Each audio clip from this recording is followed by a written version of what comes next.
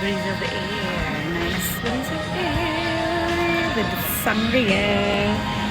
Very nice. Malakas ang tama niya. Yes. Ang gwapo niya. Oh, cute. Ang gwapo. Gwapo, diba? Pilipino yung nagsiserve. I was surprised.